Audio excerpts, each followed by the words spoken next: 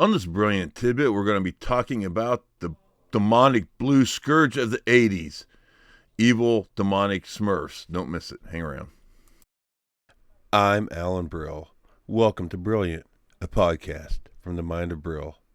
Warning, it gets dark in here.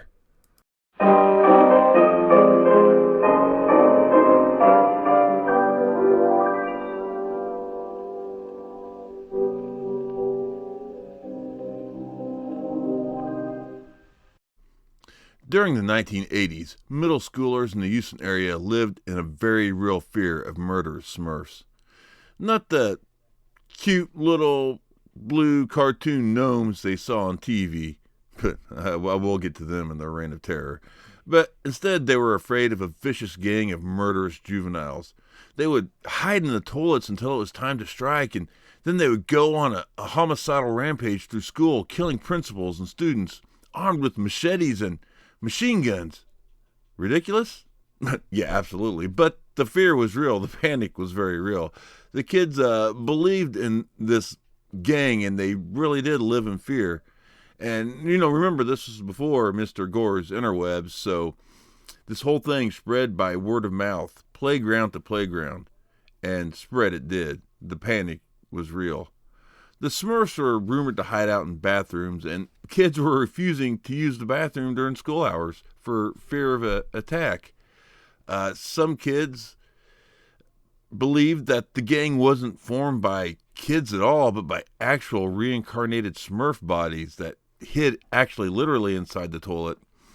There was a giant school carnival that was devoid of students, parents, and teachers alike because of a rumored Smurf attack. People feared this gang that called themselves the Smurfs so much that, and not just the kids, like even the parents kept their kids home from school.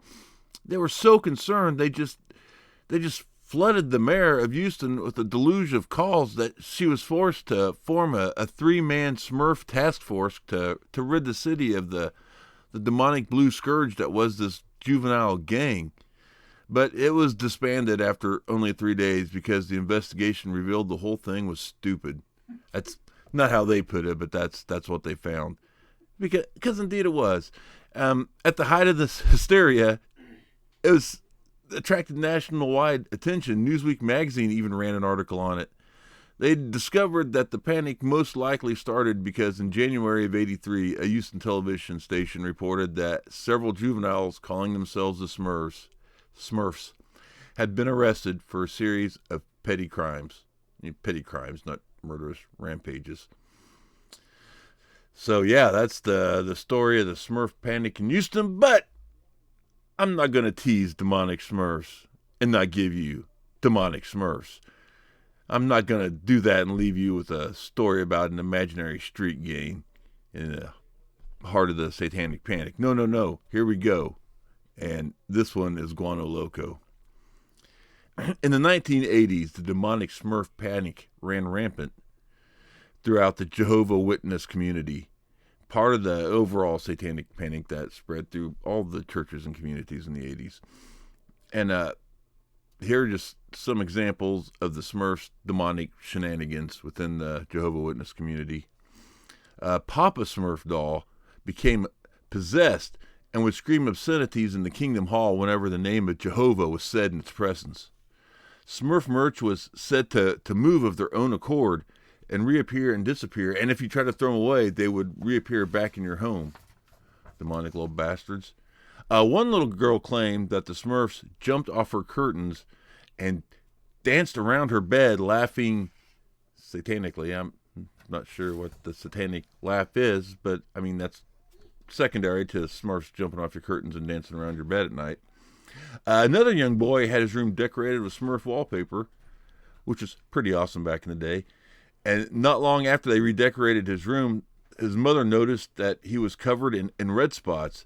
And she asked him if he had noticed any bugs in his bed when he told her, "No, the Smurfs come out of the wallpaper at night and bite me.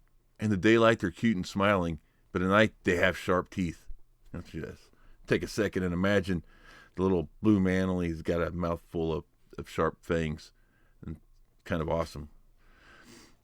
A young woman was said to be wearing a necklace with a little Smurf character, a little Smurf charm hanging off it. And whenever she entered the Kingdom Hall for a meeting, the Smurf pendant came alive, busted the chain, and ran out the door. Now, okay, I want to be clear here. The governing body of the church never officially issued any commands about Smurfs. This was entirely word about, spread throughout the congregation at ground level. It was never official doctrine. They never officially preached against Smurfs and their evilness. Okay, now I'm going to ask you something, because this is all, satanic panic, rumor, word of mouth, the kind of stuff. It spreads. We get that. That's how urban legends grow. But let me ask you this. What if not Smurfs, I'm not saying Smurfs are evil, but what if something evil used the Smurf panic to continue to terrorize and already frighten people? What if a trickster or demon, if you'd rather, some dark force did animate these bastions of innocence to use our own childhood symbols of innocence against them? What if they used the Smurf to cause panic and sow chaos, to incite fear in the faithful? Perhaps something tapped into this stream of consciousness and hijacked the symbol from pop culture and twisted it. I mean, I don't know, it seems possible to me. Not that the Smurfs and the Smurfs brand was evil, but that some malignant force or just bored force looking to entertain itself, but used the Smurfs figures to terrorize this group of people. That seems possible to me. Not likely, but possible. And I'm not so quick to entirely dismiss it out of hand. I'm not saying you should live in fear of Smurfs, and I'm definitely not saying to burn your children's Smurf toys. I will, however, say this. If you should happen to find yourself alone outside on a dark night, and from the shadows you hear tiny voices singing in unison, la la la la la la, run. All right. And that is the demonic Smurf Scourge of the 1980s. We have imaginary evil street gangs and, possibly literally possessed Smurf merch. And, I stumbled, is vaguely aware of it, but, mostly forgotten. And I stumbled across it again in The Highest Strangeness by Richard Freeman. Again, excellent book. Full of craziness, very well handled. Love Richard Freeman and what he does. Love all the guys there I got my copy from, I ordered on Llewellyn Press. I would imagine you can get it on Amazon. I forgot to check, but, Llewellyn Press publishes Jason Offutt, our man Jason Offutt, and Richard Freeman, and Patty Negri, and Heather Green is also a editor there. So, yeah, I like to support them, but, I imagine you can just order it off Amazon.com as well. Highly recommend it. That's where I got the initial little source from. Then I went all over the net there and got some more filler story for it. But yeah, that's it. And we'll see you next week. Keep it weird.